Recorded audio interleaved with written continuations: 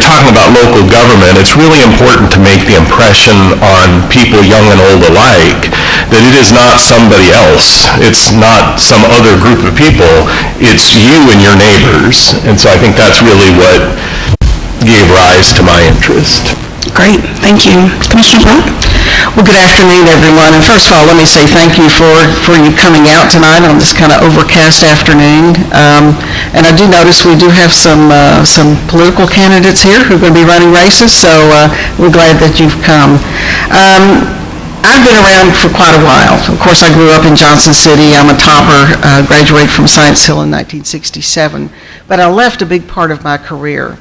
Although in the 1980s, I taught at East Tennessee State University and certainly knew Aubrey Lee back here. But I left, and in the early 2000s, my husband and I returned to Johnson City. For me, it was a return. For him, it was new. But the first time I ever brought him to Johnson City to meet my family, and we were driving back to Dallas, he said about just east of Memphis, he reached over and took my hand and he said, "When we retire, I want to move to Johnson City." Well, that was 30 years ago. So he had good instincts at that time. But when we came back, I really, the first thing that triggered my thinking about this was to go downtown Johnson City in about 2001 and see that nothing had happened since I had left in 1989. And I was so disappointed that my city, the heart of a city is its downtown, nothing had happened. So I started paying attention to the City Commission and started watching the City Commission meetings at that time. And as y'all recall, it was probably the most popular TV show on air.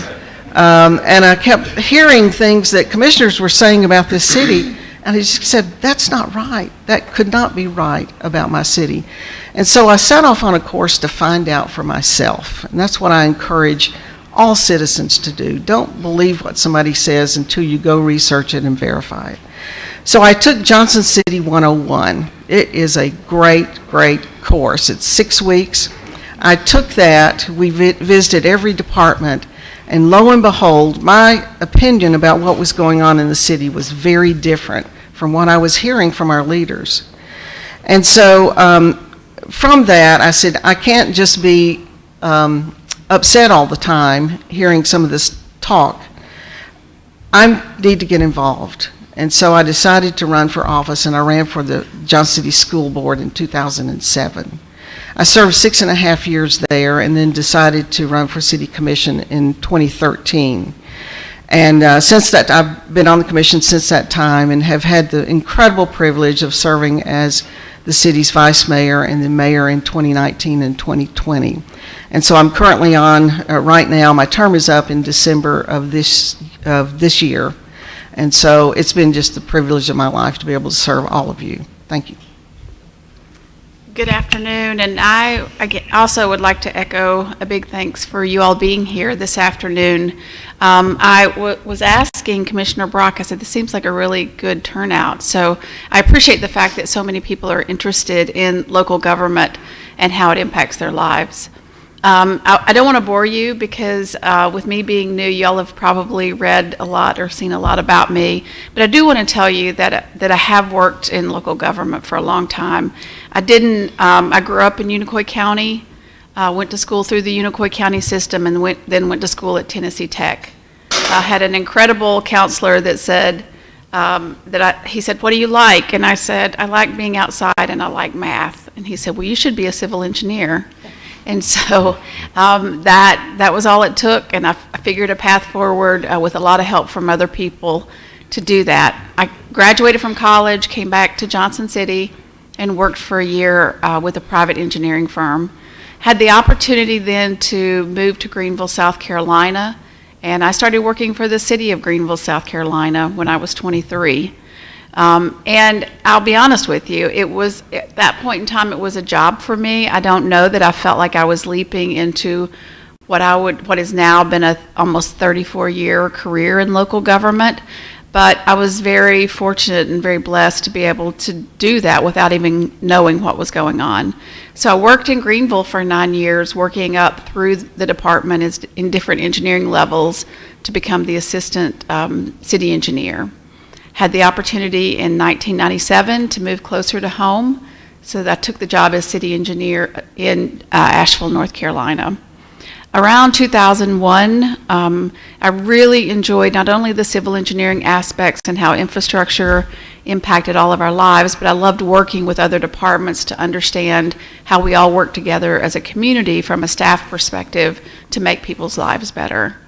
And that was very fascinating to me, so I began getting my master's degree from Western Carolina in public administration. And that was an opportunity for me to really see even more how things fit together and how departments work together, and also gave me the opportunity to move through various departments in the city of Asheville. And then in 2013, take on an assistant city manager role that supervised a lot of departments and worked in different areas. I will tell you that was a wealth of experience. I got to see things go well. I got to see some things not go so well, and I got to learn from that. I will tell you that being in local government at the beginning of COVID, we were in shock. We did not ever expect to be put front and center of a situation of a pandemic. And that is when I really knew that was the part of government that was closest to the people, because people were asking and relying on us for what do we do from a public health standard, what do we need to do in terms of everyday activity and running businesses, and how can we keep businesses open. And so there was a real change for me in looking at what I wanted to do in terms of working as a community member and as a public servant to be able to make a difference during the pandemic as well as after the pandemic. So at that point in time, the opportunity to come back to what I consider to be home was just an incredible opportunity. I couldn't have imagined, again, that it would be that kind of opportunity to work with a group of people who were all like-minded in serving people, all people in our community. And I think Johnson City has that. I've been very welcomed by people. I see folks around the room that I've already had the opportunity to meet. But then the staff, I just can't say enough about, even behind the scenes, how much they really want to serve the people. The positive attitude, the willingness to do what's right, every bit of it is here in Johnson City. And I'm just excited to be here. I appreciate the fact that you all want to learn more about how the government works and how you can interact with it, because I totally believe in community engagement and that all of us together make for a better Johnson City. Thank you all so much, and that's exactly what we're here to do, is to provide some education and awareness about how to get plugged in. So let's start sort of high level. Can someone sort of tell us a little bit about the structure of local government, how it's sort of ran, and the roles and responsibilities of the city manager, mayor, and commissioners? Well, that would be a great test for the new city manager. We have 23 departments, 21, 23. Low 20s, and it's an odd number. I believe it's 23 departments in the city. We have about 1,000 employees. Ultimately, the only employee that the city commission has is the city manager. And so all of those department heads are people that report to the city manager and are hired by the city manager. And so it's a vitally important role. And I think we did an outstanding job, not to be self-congratulatory, but in identifying the candidate that is our city manager. Within the city, this current year's fiscal budget was over $300 million. It's like 309 something. Mm-hmm. So $333 million, let's call it in rounding terms. So that's a lot of money. And it deploys across a lot of different departments to do a lot of different things, and almost all of them are boring as watching grass grow until they don't work. And so the practical functioning of the city is you have all these departments that are so diverse in what they're trying to do, from things in the realm of public safety to public works to parks and recreation and schools. It is a very wide diversity of functions that the city's involved in. And so having somebody at the helm who has an appreciation for how all of those different roles play off one another is really very important. We've all heard of an example of a city that went awry. We've heard about the water in Flint, Michigan, and that's an example where nobody really is paying attention to local government until something tragic goes wrong.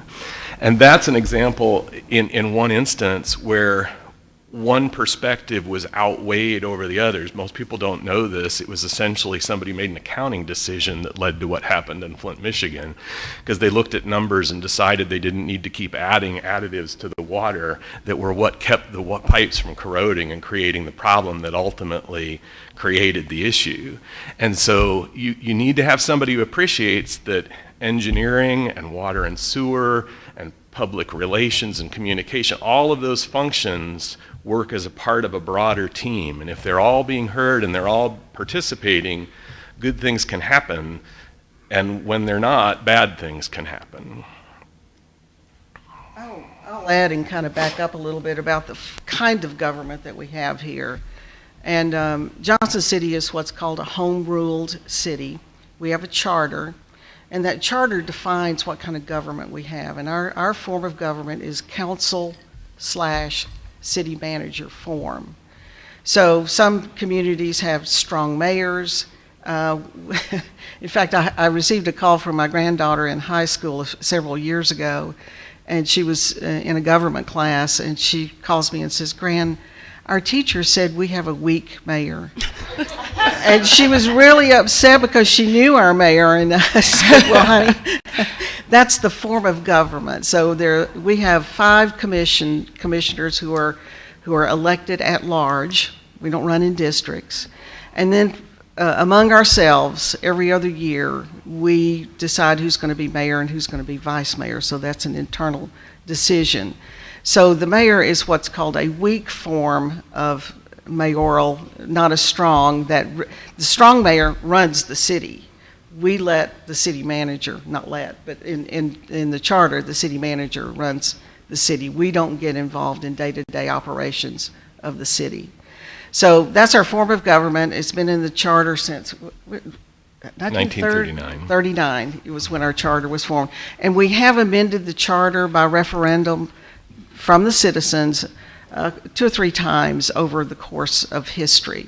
But it has to go to the citizens to decide if they want to do that. The last one we did was changing the election day from a spring election in April, of which we were getting maybe 11,000 people to vote, to a November, of which we got a much larger.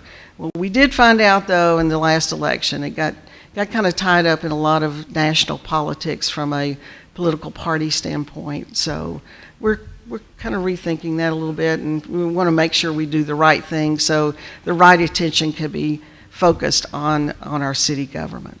The second part of that charter amendment that Commissioner Brock alluded to, the first was the change of the election day. The other was to deal with what would happen if we had a vacancy on the city commission. And little did we know that within 2 years of passing that charter amendment, we would have a vacancy on the city commission. And but for that charter amendment having been passed by voters, we would not have had a roadmap for how to deal with the vacancy created when Dr. Van Brockland died. So the piece that I would add, and one of my favorite courses in getting my Master's of Public Administration was to understand through the years how local government has changed. And you see different trends of who different cities look for throughout the years. After the Depression, there were people who were running cities that were more of financial people. Then there were infrastructure crises, so you would see more public works folks. So from a professional standpoint, I'm a part of an organization, the International Association of City and County Managers. So I have a code of ethics that I comply with, and it fits very much and aligns very much with what I believe. But one of those is that I am unaffiliated in voting. So I am not registered as a Democrat or Republican because I serve all people. And so it's very important from the perspective of running the city that everyone feel connected to the city in a non-political way. Because much like you would for a CEO and having a board of directors, you want to make sure that you're recommending good policy for all people. And so I take a lot of pride in being able to do that and working with folks to be on the team and getting community input to be able to recommend policy to the commission in which they take action on. I very seldom will ever get into a situation where I make a recommendation on anything political, because if I ever do, it will be something that is just more of to help the city more. So from a professional standpoint, that's the way you see policies coming forward and the way that you see the city running. I would add to that as well that the charter, excuse me, kind of by default identifies us as a nonpartisan body. We don't declare any kind of political party. The only group who can change that is the General Assembly, and they have just recently done that on the school board. It's going to have to declare a political party. I would certainly advocate that we stay non-political. And I was not going to go there, but I will be honest with you all. From a professional perspective in running the city, I would also recommend that we be nonpartisan, just because we are the people who touch people the most at local government. And putting up those dividers oftentimes creates barriers that would hurt us in running effectively. That is the only, I think the only time politically that I have felt strongly about a political decision. Can one of you share a little bit about, sort of meetings and sort of tell us a little bit about when the commission meets and sort of how citizens can connect to those particular meetings? So you will see our meetings noticed in the newspaper or on the city website. There are several different places where the notices are made. You'll sometimes see, we have a regular meeting that's spelled out in the charter that I think actually says that we meet on the first and third Thursday of the month and appoints the location. Those will sometimes change as schedule, an individual meeting may get delayed or moved up, but first and third, those are our regular business meetings. Then you'll see notice of workshops that will identify a range of topics. So for example, I think the most recent workshop we had was last Thursday, where we were hearing a report from the group that had come in to do some concept plans for the Kefauver Park, or the Kefauver Farm to become a park. A week prior to that, the workshop had been about the ARPA, ARPA money, and capital funding. And so the workshops tend to be focused on an item or a couple of items that maybe require a little bit more of a deep dive, that allow staff or other outside perspectives to come in. And so some of you in this room have been a part of those groups that have come in to talk about various initiatives that the city's involved in. So those are the two big public meetings that occur. I'll take the other part of that on how citizens engage with us. First of all, our phone numbers and email addresses are on the city website, so we are accessible and available. And if you can't find our phone numbers, you'll run into us in the grocery store. So we have plenty of people who take a chance to talk with us at that point in time. I think a lot of it is what the topic is. So if it's an issue with a service at the city, the best people to call are our staff, because they can respond quickest to anything. So through our city manager's office or through community, Department of Community and Marketing, those are numbers who can get you to the right people to hear what that issue is. If you just want to talk to the commission to say, this is what I think about Johnson City, these are things that concern me in the big thing, then pick up the phone and call us or send an email and say, I'd really like to schedule some time, to meet with you, and these are 3 things I'd like to talk about. It's always good to kind of give us a heads up on what that is so we can be better prepared. But, we don't hide our phone numbers and we don't hide our email addresses, and we get plenty on both sides, I can tell you. And then there is, just to dovetail with that, anytime the city is passing an ordinance, I believe this is a true statement. All ordinances have a public hearing on second reading. I think the budget is on first, or it's different because of statute, but that are part of the public notice. And so you'll see that when we're passing an ordinance, we vote on it 3 separate times. And one of those will be noticed as public notice. So if we're taking up a specific action that you're interested in, you'll sometimes, if you watch the meetings on TV, see that there's certain items on our agenda where we're opening it up for people to participate. That's because it's a part of that public input and was part of the notice.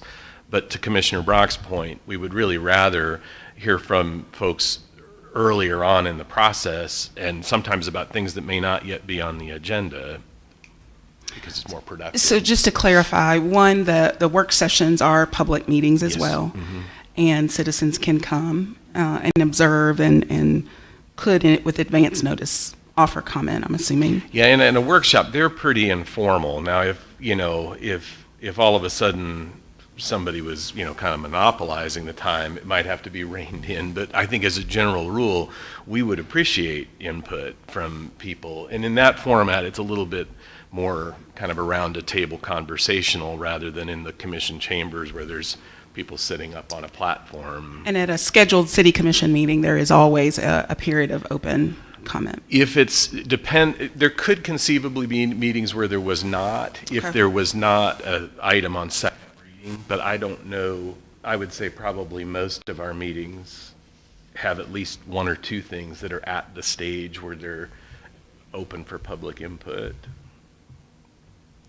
City manager? Well, the other thing I would add is that there are opportunities on boards and commissions. So one of the great things is having boards and commissions that help advise the commission on items. I think the mayor mentioned the Kefauver Farm. In that example, there's a Parks and Recreation Board that had been working with the consultant prior to this meeting and during their whole process. So during the meeting, the members of the board, Parks and Rec Board, were able to give feedback to the commission about their thoughts on what that property would look like. So with different boards and commissions, there are policy recommendations that can come out of those to the commission to help make recommendations as well. The other thing that is an opportunity is we do have a community roundtable, and those are issues around policing and around the way that we we provide safety to the community. I have attended one of those and found there to be good attendance in that meeting. Very open conversations about things that matter to people, like we talked about no knock warrants. We talked about de-escalation. We talked I was especially proud that our police department was coming forward with examples of things that had happened in our community and what the current rules were around some of those issues that people have been talking a lot about lately. So when you see those kinds of opportunities, we really want you to show up, and we want to hear from folks. And I think there's been a change in how the commissions and boards are, appointments are made to those. Yes. It used to be a rolling sort of piece, and it has, Yeah, what we realized, we would have appointments come up, and you might have a meeting with one appointment, and then the next meeting you'd have 2, and then you might have a meeting or 2 with no appointments, then you'd have another, and it meant that when you were considering appointments, you really weren't able to look at the full range of people who were interested and available and volunteering. And so what we did 2 years ago, 2 years ago, was we moved away from letting them just kind of come randomly like that to doing appointments twice a year. And so those have been happening in January and July, and appointing a larger, basically doing all of the appointments in those 2 settings. And that's been really helpful, because it's allowed us, what we would often see is you'd have 5 people or 6 people or 7 people apply for 1 seat over here, and then 3 weeks later, you'd have another appointment and not have anybody apply. And yet those same people might have applied for those other roles. And so by doing them in 2 groups like that, I think we've been able to identify people who maybe there wasn't a vacancy in their first choice, but there were other places we could plug them in. Let me add just a couple of comments on our committees. And we have, I don't know what the total number is, but it's quite large. I need to count them up, 13 to 15, somewhere in that neighborhood. There are really two different kinds of committees. One is an advisory committee. We have things like Parks and Rec, the Public Art Committee, the Senior Citizen Advisory Group, looking at Keisha back there. So those are advisory groups, and those are really advisory back to the City Commission and the city leadership on things, because they're studying at a different level some of the issues pertaining to what that committee is all about. Then there are what I call fiduciary committees, the JCDA, the Convention and Visitors Bureau, the Animal Shelter. These committees are statutorily required to serve as fiduciaries, and they manage the budgets of these committees. So just because you like cats and dogs, you may not be a good fit to be on the Animal Control Board if you don't have some of the, number one, you want to take on that responsibility because it's big. Decisions you make that involve a lot of money, you can be held accountable for if there's any mistrust or anything going on. So as you look, and if you go to our website, you can get a printout of every single committee that we have with a description of it, and really want to encourage people to get engaged at that level. I think one of the most prolific committees we've had in the last couple of years is the Public Art Committee. I mean, what a difference they've made in the curb appeal of our city. And so they have kind of been empowered to work and to recommend and to then install a lot of the art and sculptures that we have around town. And you're going to see 4 new murals out under the interstate where you get off of I-26 at Roan Street, and it's all going to be kind of outdoor related. But it's that committee that has really brought that to the commission, because and a lot of the funds are raised. We also fund some of it, but I think they've just done an amazing job. They fund the majority. Yeah, I mean, know. Most of that money is raised by that committee. I think the funding may be just the in-kind service that Public Works does to install and to do a lot of that support work. I just want to elevate the opportunity for citizens to sort of take some responsibility for getting in the know. I mean, visiting the website, I know the city staff post the agenda prior to meetings, so you can see sort of what's going to be discussed. They post the live stream and the minutes from those meetings. I'm a nerd, I suppose, and I have read some of those and watched some of those when I've not been able to attend. And then the boards and commissions, just to really encourage folks to get plugged in that way as well. Can you share a little bit, and we're going to move into sort of hearing a little bit about priorities, but I would love to hear particularly from Commissioner Brock and Mayor Wise, some of your most proud accomplishments in your terms of office. I thought about this because I thought that might be a question, and I just felt myself smiling a lot when I kind of came up with what I really consider something I'm really, really proud of. And that was the Langston Center project.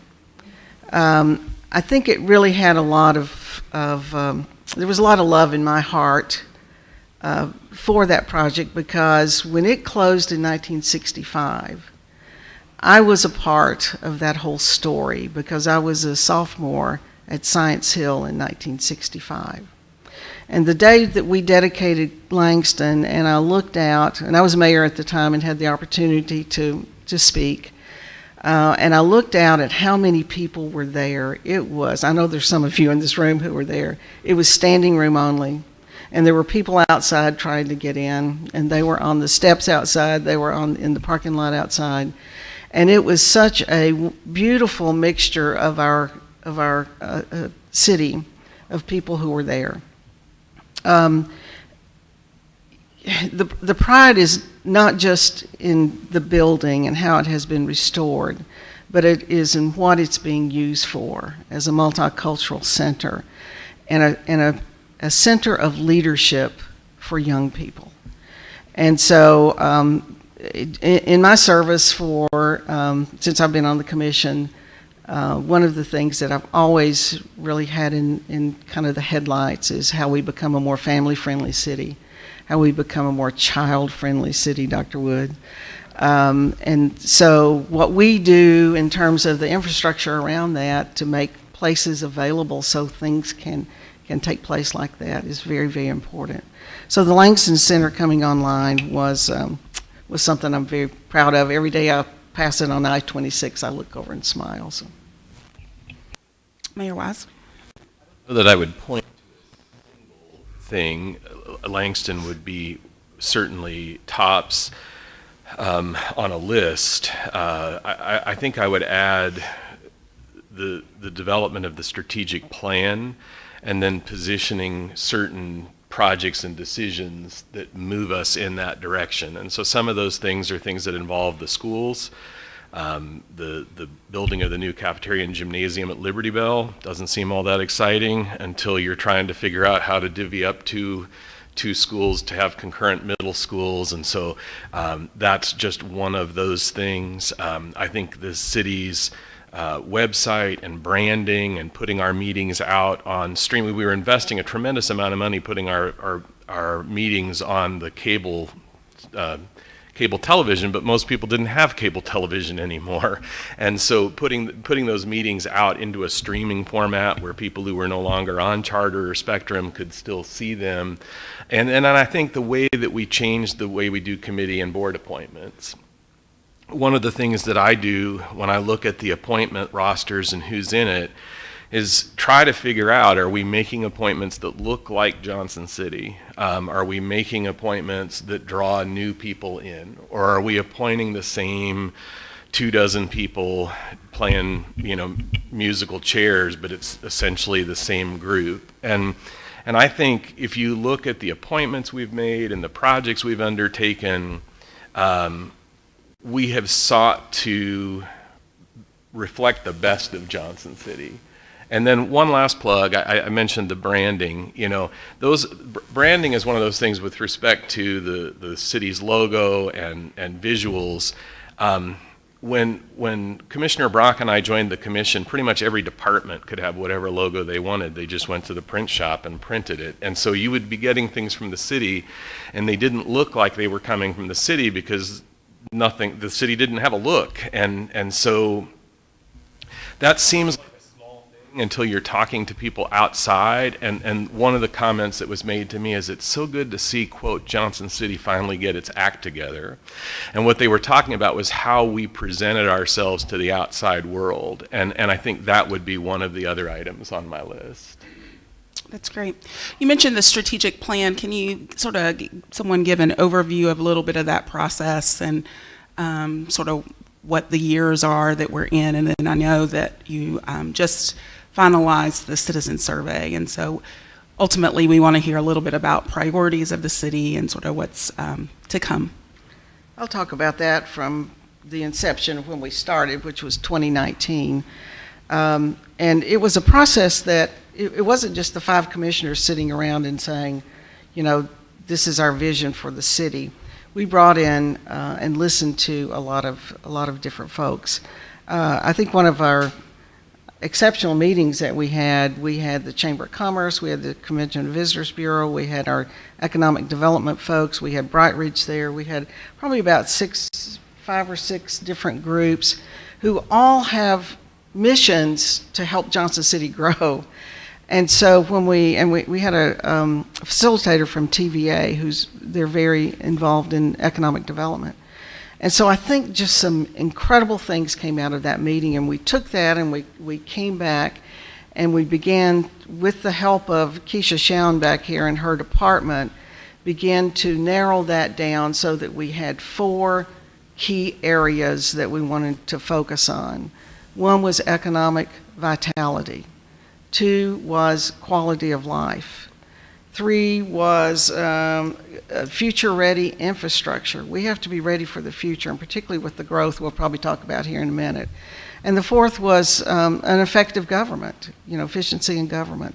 So those are the broad buckets that we set, with a lot of different objectives and goals underneath those that then go back out to the departments to look at what they're doing. How does it match up with the strategic direction we're setting for the city? And then with those same groups, in fact, we get it all the time. If the chamber comes over and they're requesting money for a program, they show where it matches up, links up to our strategic plan. So it really has provided us with a roadmap that we can look at as we are engaging in the budget. At the same time, we developed a set of guiding principles, for the commission and how we will govern. And so I think it was a strong piece of work, and it's something that then when Mayor Wise stepped in at the end of 2020, the first meeting of his mayorship, we reaffirmed our commitment to the strategic plan and our guiding principles. And I think to the form of government, it's critical that the governing board make those broad vision policy priority statements, because that's what allows city managers and senior department leaders to know what they're aiming at, rather than having to kind of like take individual decisions and questions and try to guess what do 3 out of the 5 want today. You've set a broader priority that I think it leads to a more effective form of government, because you can plan beyond the question that's immediately in front of you.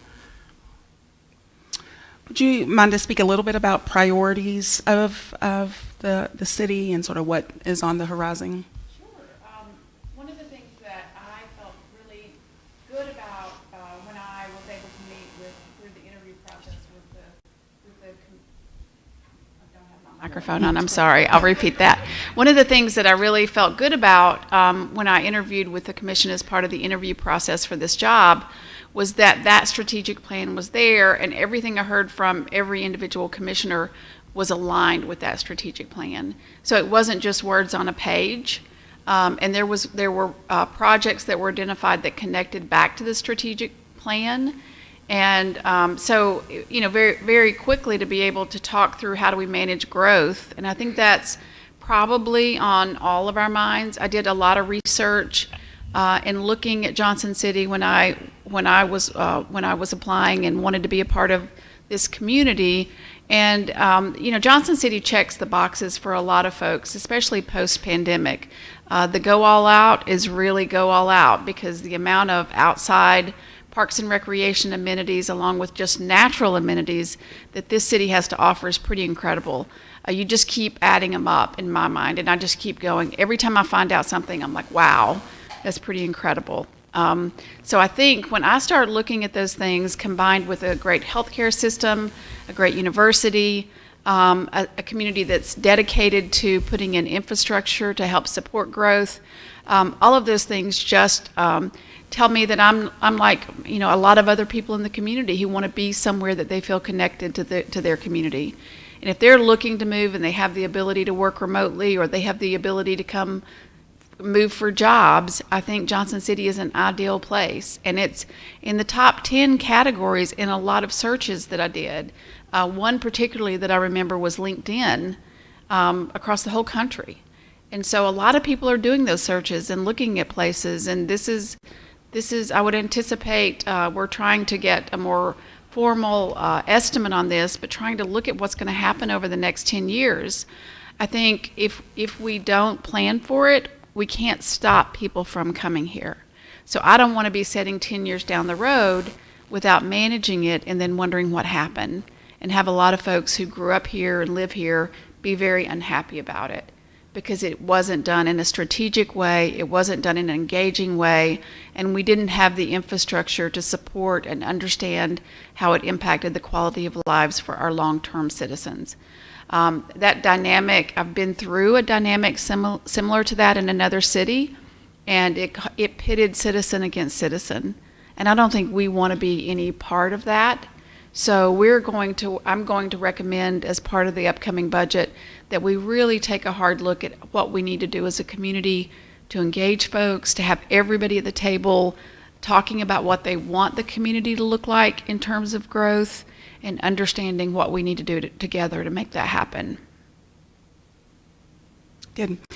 Does someone want to sort of summarize a little bit of the citizen survey and how folks could have access to that, that information? Is it on the website already? So it is on the website. Yeah, that'd be one way. Yeah, so I will summarize a little bit of it because I think it ties into just what I was saying about growth. It is very common now in most cities to do this kind of citizen survey. The folks that do it for us do it for most cities, so it's a tool that's used a lot. I have never been in any situation where 90% of the respondents rate Johnson City as, or any city that they're in, as an excellent or good place to live. That did not happen accidentally. If we look and say, wow, how did that happen? It was a lot of generations of the folks at the table working hard. But that is a number that is, I think the highest I've seen is around like 70, maybe, on a good year. So I think that survey really looks at how well we're doing as a community, not just the city, because some of the factors don't really have anything to do with the services the city provides, but they're really outstanding in terms of the results that they demonstrate, as well as the engagement that people have in terms of responding to them. That's a big tool that we use to see how we're doing. It's the feedback that we get from not just the people who show up at the council meetings or on one specific issue or have one specific topic that they want to email about, but in general, I would encourage the next time. I think we do this every 3 years. And so, when it comes out again, we're going to do a lot around that. But to see our numbers trending up in spite of COVID, in spite of a lot of other things that happened over the past couple years, was pretty remarkable to me, just coming in with a fresh set of eyes. This period was, I think, August of 20 to October, or it was in October of 2021. So yeah, it was right as Omicron was coming on, so people were very optimistic and positive. And so honestly, when we're doing a citizen survey, you kind of wonder, like, what else is going on in the psyche of people responding. And so when it came in as favorable as it did, it was very encouraging, because there was a little bit of, oh, geez, what are we going to find when you ask people how they're feeling on a bad day? Because we've had a couple years of some bad days. And so I think it was helpful that we've done that on a recurring basis for many years. So we're not just comparing our data to the many other cities that do these surveys, but we're also comparing our data to a half a dozen other times that we've done the same survey. And so we tend to fare well in the areas we fare well, and we continued to see that in evidence in this last round. Well, I'm going to put you guys on the spot. How many in this room took the citizen survey? Ooh, look at that. All right.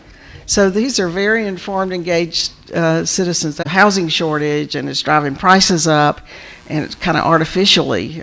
People are paying over appraised value for homes, and so, that's certainly a concern for us. So we do hear about the things the citizens and how they rank us on how we're doing. And these are things then that we take as we're doing the budget and say, and the city manager will go to her departments and say, what are we doing in this area?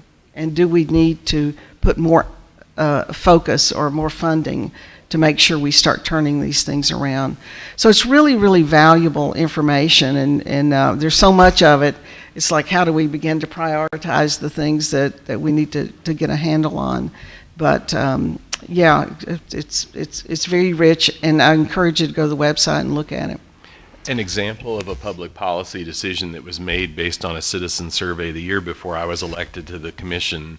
The then commission identified as a priority a long-term paving schedule and project, and there was a tax increase, which is rarely popular, to fund that paving schedule, which we continue to work to this day, and that was directly coming out of the citizen survey.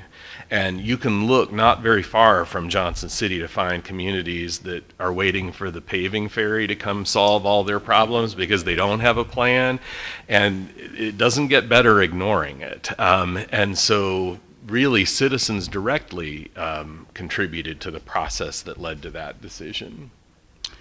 I've got a couple of more questions for the panel, but want to just say to those of you in the room, if you've got questions, I'll come back to you and we'll take those in just a few minutes. Will you share a little bit about sort of what characteristics, attributes, skills you think are necessary, particularly for those who might wish to engage in running for a city commission? Courage. You know, from the time I started back in 2007, things have changed a lot, and a lot of national dynamics have come along. You're going to be making decisions that, for some people, they're going to love it, other people are not going to. What the old saying, whatever decision you make, 13% of the population is not going to like it. So, only 13? Yeah, well, it's gotten worse now. Yeah. But you know, I have found that you have to.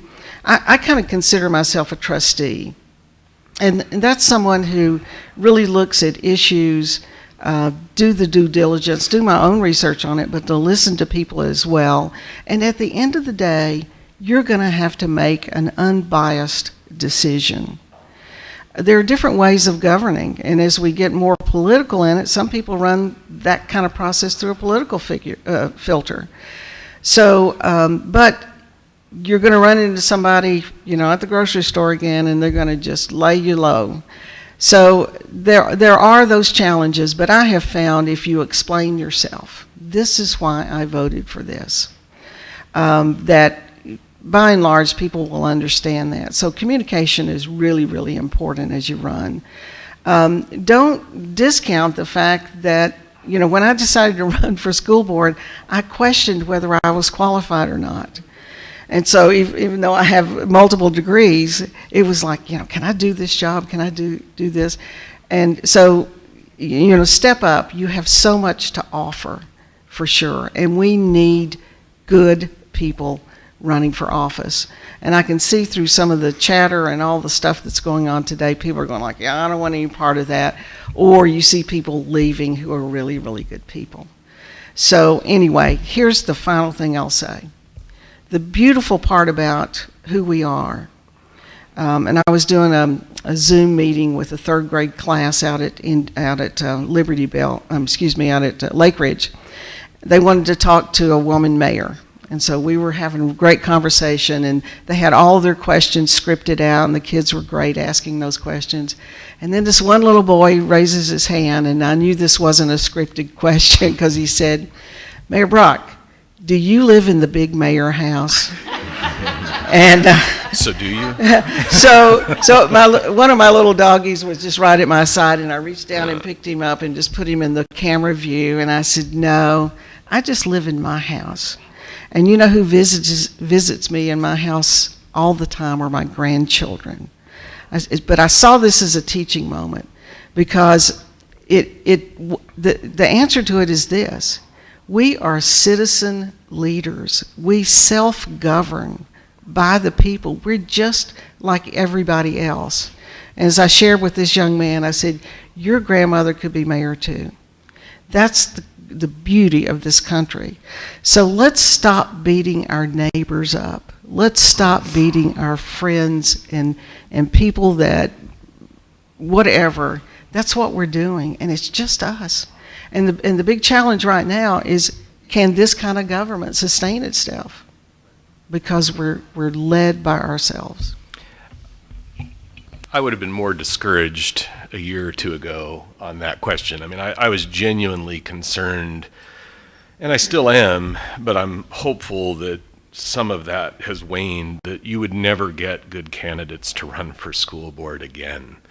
That it had become so toxic that you just, I don't need to do that. I will tell you, it has way far been positive to negative. There have certainly been some challenging times, but the successes and the sense of accomplishment far outweighs those challenging times. And so if you're somebody who's looking at it and looking at the last year or two and particularly the school board meetings, not in Johnson City specifically, but there have been some here, but there have been a lot of them around the country, and you just think, why would anybody, volunteer to do that?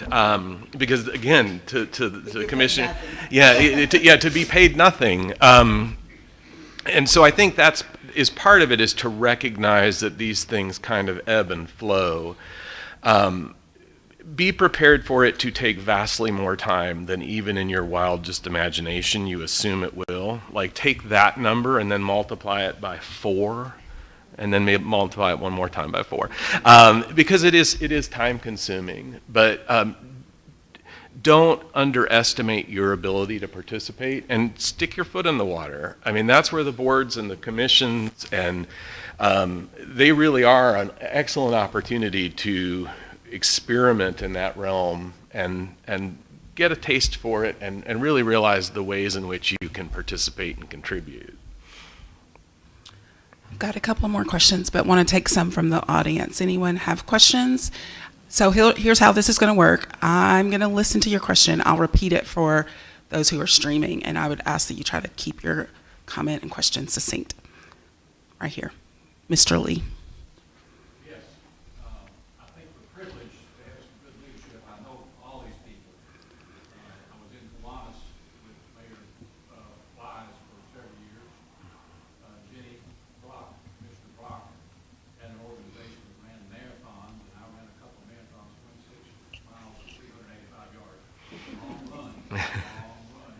Long time ago.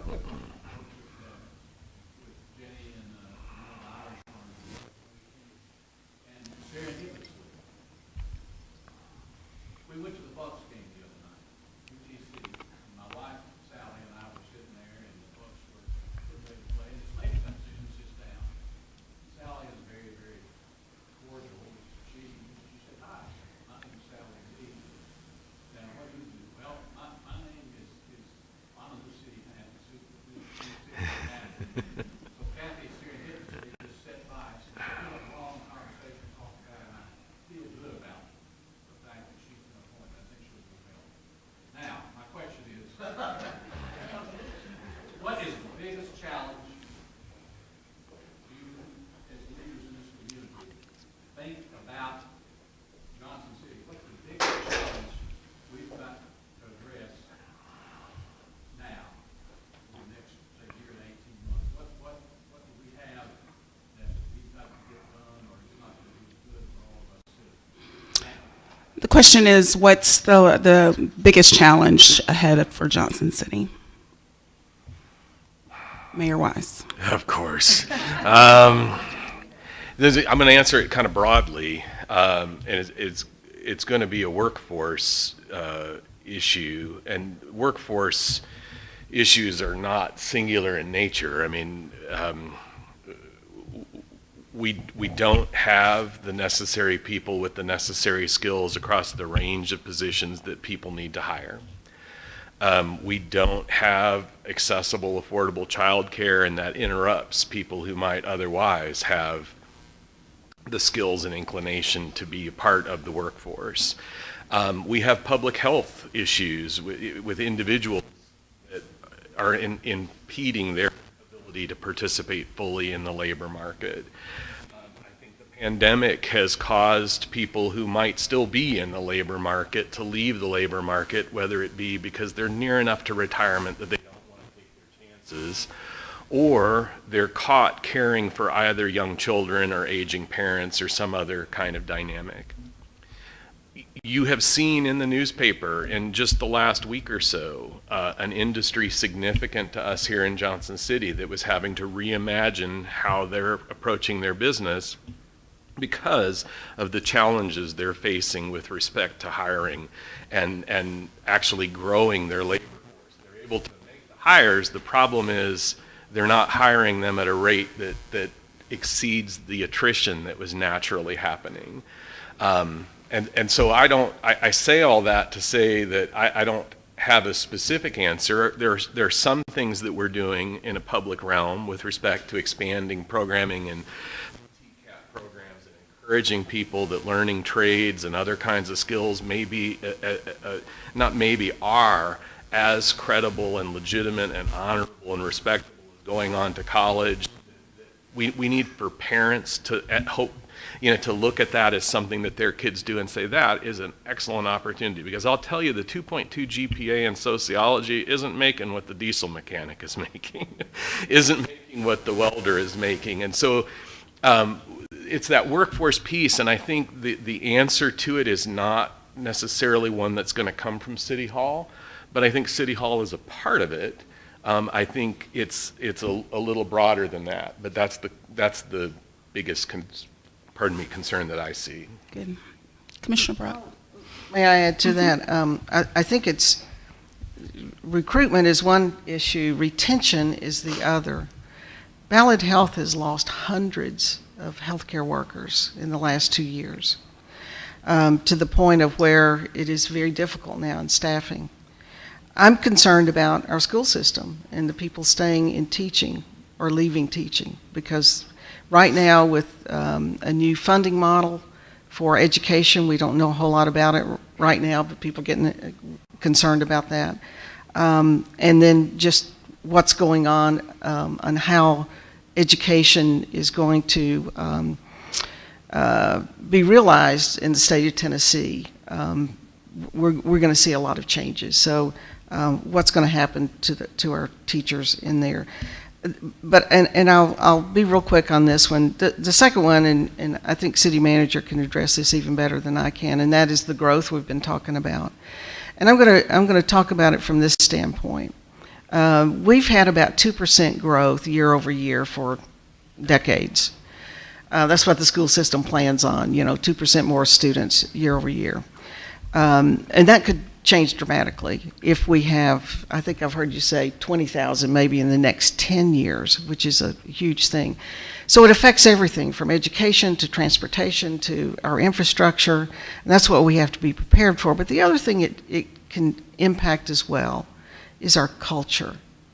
And I think you alluded to it, Kathy, about we want our citizens here not to be afraid of this change because we manage it in a way that we can absorb the growth.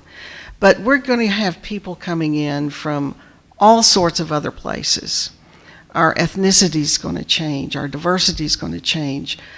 Just the cultural aspects of what people are used to living with. And so that's a piece of work that I think as we grow, we need to particularly get citizens together on our committees who are different, who can bring together so that as we transform over the next decade or so, that we can do it in a very cohesive way that's not frightening to any one particular group, but can enrich us as a community.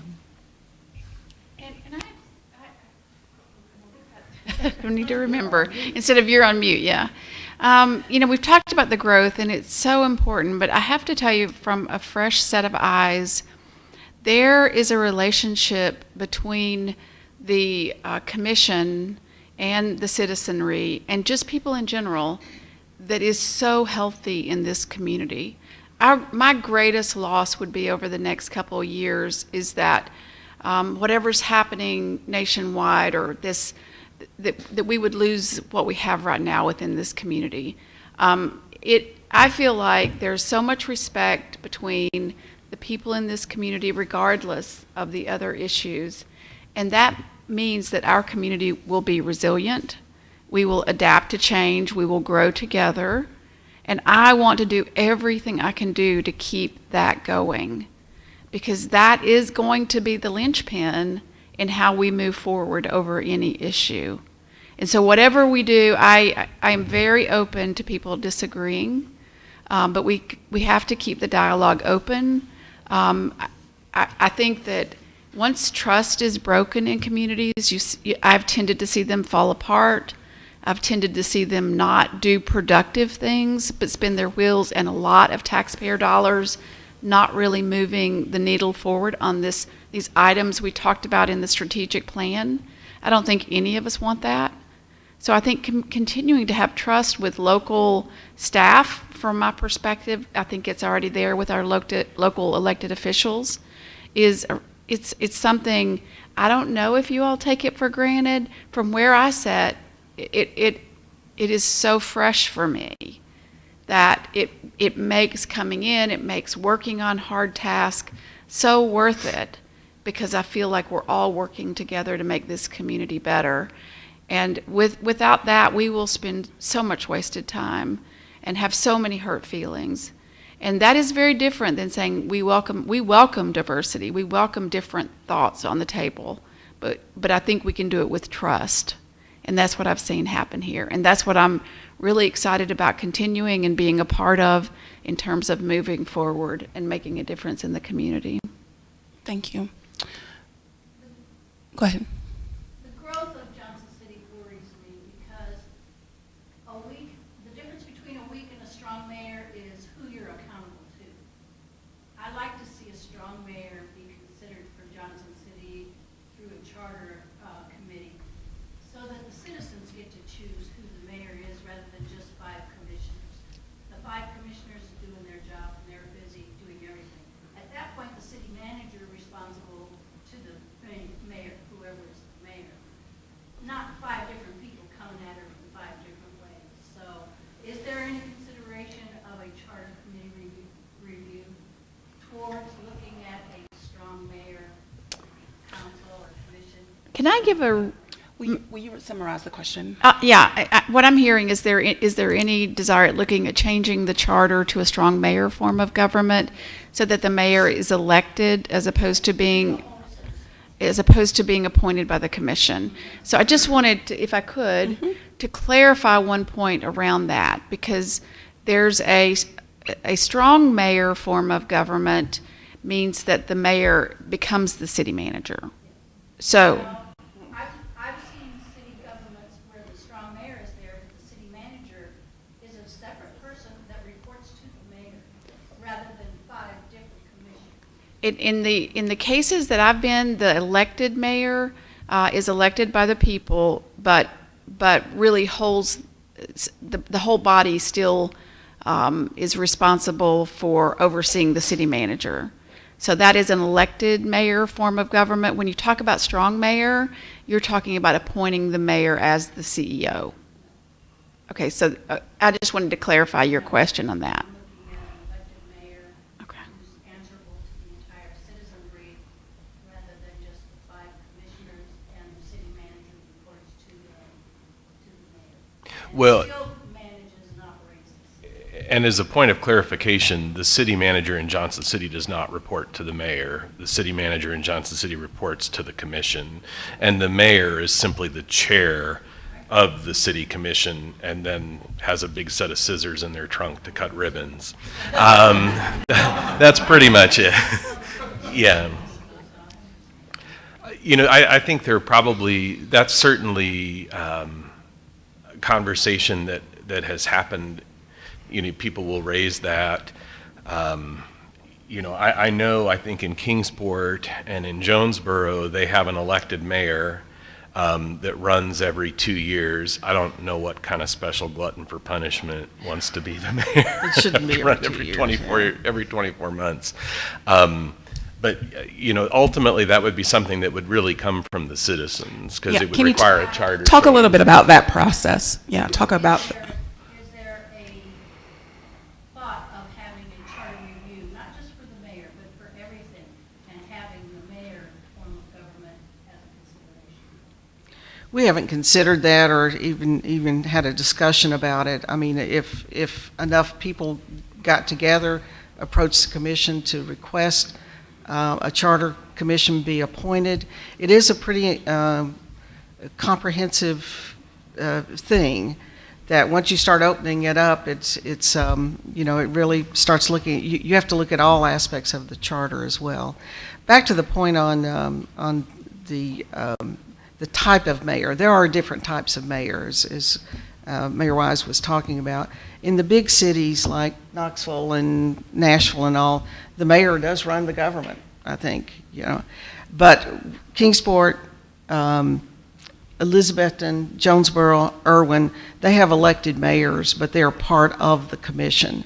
and their terms, I don't know if all of them are 2-year terms. I don't think that's a good thing. I think it should be probably a 4-year term. And so that provides some continuity, along the line. So I'm going to take a couple of more questions. Will you just clarify your name and you're a resident? Just great, thank you. Dr. Wood, and then I'll come back over here. Well, David Wood, and I'm biased on nutrition, but when you talk about workforce, you talk about the future of the city. A lot of economic studies show that the more you go upstream and invest in young children, even pregnant women, to ensure healthy pregnancy, to ensure early childhood development, the bigger the payoff. By 13 to 1 in the first year of life, as opposed to like 0.5 to 1 when you're doing workforce development training and post-high school training. So, and that most of the programs for young children are federal, state combination coming down local. Do you think there's a role in local government to kind of change that? So where local government, through taxation, will invest more in those far upstream programs to enhance child development and child preparation? I don't know that I would say change it. I would say augment or add to it. The federal and state governments are going to do what they're going to do, and we shouldn't. Are you standing up? Oh, I'm sorry. Repeating the question. Yes. The question was essentially local government taking a more active role in early childhood intervention as a component of long-term workforce development. And then I was parsing your question, which was really unhelpful to people who hadn't heard it. The gist of it is, I think we do that already in one regard. That does not mean that there is not more we can do. One thing we haven't talked about here, but we've participated now for a couple of years as a part of the EDI, which is the Early Development Index. We've done that in conjunction with the county schools, and what it's doing is it's looking at kindergartners who have come into the school system at a point in time and evaluating where they are well equipped and well prepared and where they are not. And then it's breaking that down by census tract and begins to show you where where our students are comparing favorably and where they're coming in below the national averages. The takeaway that I had from reading that, our kids don't have enough words. And so when you look at the vocabulary and what words they know when they're in kindergarten, kindergartners in Johnson City and Washington County do not have the bag of words that they need to have. One of the other interesting things that I took away from that was when you looked at, these are 5-year-olds who are living either in a single parent home or living with grandparents, you account for 4 out of 5 kindergartners. 4 out of 5. So that's 1 out of 5 are in a household with 2 parents. And so it was just, so part of that, why do we do that? We also were finding the child care issue as a component of that. And then realizing that it does not fall equally across all the census tracts. And so we have already, just with the First Tennessee Development District, she was a driver of that EDI, but we can't wait exclusively for federal and state programs to address our challenges. We can't turn away federal and state programs because they tend to have more money than we do. But anyway. Well, I think there's a companion to the EDI, which stands for Educational Development Index, is that Johnson City is an applicant to become a child-friendly city through UNICEF. And it really gives us a framework to examine ourselves, and Dr. Wood is a part of that. Julia Turpin with the Public Library is a part of that. They're co-leaders of it. But they've done a needs assessment that, again, is very compatible with the EDI. So we have a wealth of information that begins to direct us where interventions could make a difference. And so for us on the commission and with the city manager, it's looking at those things to say, what things can we do, or where could we put some funding that might change, that might make a difference? And child-friendly cities is that you're really examining the 5 rights of children. You know, the right to nutrition, the right to be safe, the right to be educated, the right to health care. What's the 5th one, Dr. Woods? Okay. And so when we look at some of our neighborhoods and you examine, do they have a safe place to play in these neighborhoods? You're like, well, maybe not. Maybe we need to start focusing on that. So I think the answer to your question is we really are getting the tools in place to help guide us. I'm going to take the last 2 questions from Michelle, and then I'll come to Dana. My name is Michelle Teresa. I live in Johnson City. Oh, do I get to hold this? I just feel special. So full disclosure, I am an elected official here with Johnson City School Board, and I'm on several committees in Johnson City and Washington County. And I'm in my retirement clothes because this question is strictly for me. I do not represent any of those organizations right now. So it's 5 or 6 years ago, I attended the JC 101 session. Great opportunity and learned about all the different departments in Johnson City. And the last week we met with the City Commission, and the question that I posed to you then, the comment in question was that in that entire process, there were no people of color that I met in administrative offices across Johnson City. So the question I gave you guys was, what do we do to hire and have and retain more people of color to run this city? The reasoning is our little kids, like Joe said, those folks that were running your city when you were a kid, they were you. I don't think we can say that with kids of color in this area because none of them look like them. So in the last 6 years, have we hired more people of color, disabilities, diversity to the offices that run Johnson City?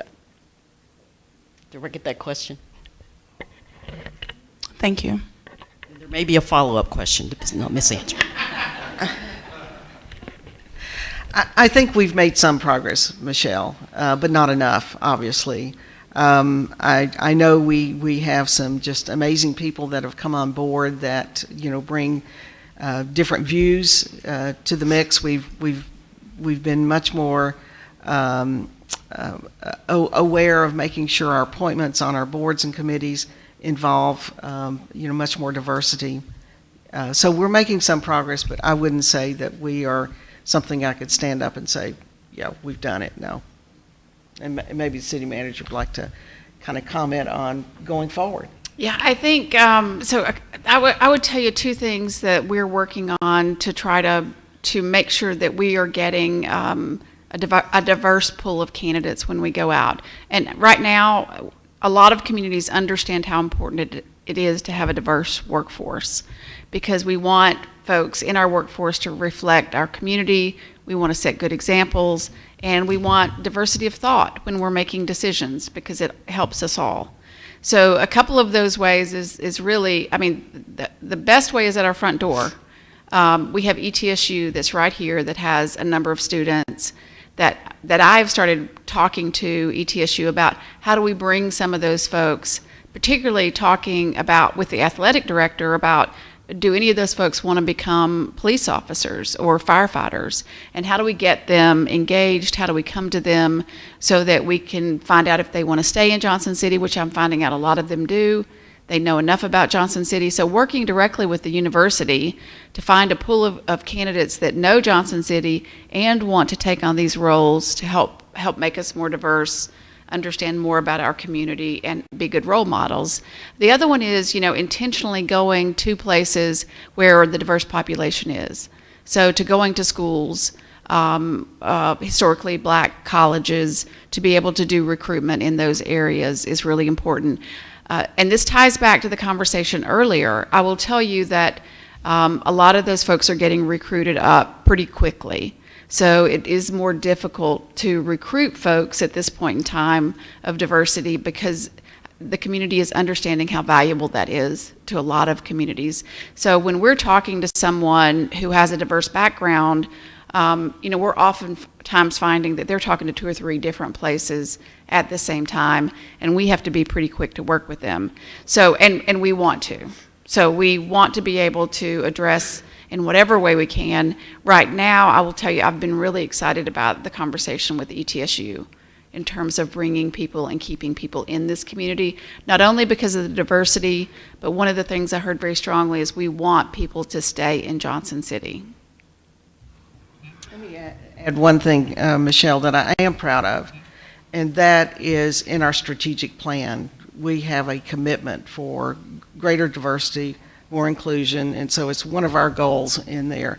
So now, from the standpoint of city staff, the city manager has that as one of the items that we've prioritized as is important. So we've got the city staff, then we have the community. So we're going to have to just continue to work hard. And I think that's a two-part. I think part of that is the community encouraging people from diverse backgrounds to apply and see an opportunity there.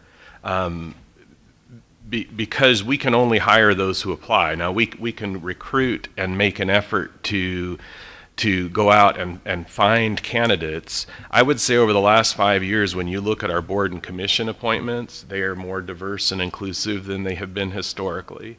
I would say if you look over the last 5 years of department lead, I mean, our city manager being a female, not that she was not hired as a female city manager, she was hired as the best city manager who happened to be a female. But that does reflect a change in the composition and makeup. And I would go one step further and say citizens in Johnson City have a chance to elect 12 public officials, 5 city commissioners, and 7 school board members. And white men are in the minority of those 12. And so I think that reflects the citizenry more broadly, that there is a willingness and a receptivity and a desire to see the makeup of these boards and commissions and employment positions reflect the community. For that to fully be realized, the whole community has to be a part of participating in that. Dana, and then Walter, I'm really going to give you the last question, and then I'm going to have some closing remarks. So we're going to run a mic to you, Dana, in just a second. I'll make my question real short and simple. School board members, now they have to be primaried, and then they have to go to the general election to be elected. There's a cost to that, so they're really no longer volunteers. They're now paying to serve the community. Is there any thought into paying our school board members some sort of a paycheck, just because they do a lot of good work for our community, and they take a lot of grief too? I can address that. The city charter lays out that school board members are not to be paid, so it would have to be a charter change. But I understand exactly what you're saying. The other thing is they don't have to go through primaries if they run as independents, and I hope they all do. Then they just go straight to the general election. And I would not be surprised to see further efforts in Nashville to make city commissions partisan as well. I'm hopeful that's not the case, but I think there's a distinct possibility that's coming. If you have a say in that, just contact your representatives here, your state representatives. Walter? Let me run a mic to you, or ask JT to run a mic to you. Thank you, JT. Really, just like to say that there are other jobs that we need to hone in on for our youth. Fire department, police department, that's one thing. But we have to build a city. And we need people who can build. We need all facets of work. And we need to put that before our young people, that there are jobs that they can stay here and do. But we have to talk about it, and we have to train them. And we can't wait until the job is ready to be shoveled to start training. We need to start training our youth now. The Build Back Better is coming. Lots of money. It's going to be out there. Are we going to teach and train our youth to be prepared for when that time comes? Or are we just going to wait till it comes and then we have to hire other people to bring them in to do the work? And that's why a lot of our kids have to leave because they're not prepared. So I think it's time for us to start looking at the whole broad spectrum of the job market and start preparing our kids to know what they would like to do and encourage them. You know, if they don't know there's something that they can do, or if they don't know that they can do it, if someone to introduce it to them, they may even be interested. But if it's never talked about, if the only thing they talk about is just the soft jobs, then that's the only thing that they're going to look for. But we have to build a city, and we have to have people to do that. And our youth need to be part of that. Thank you. So I think we were at one point not sure we could cover an hour of time, but we did it. We did it.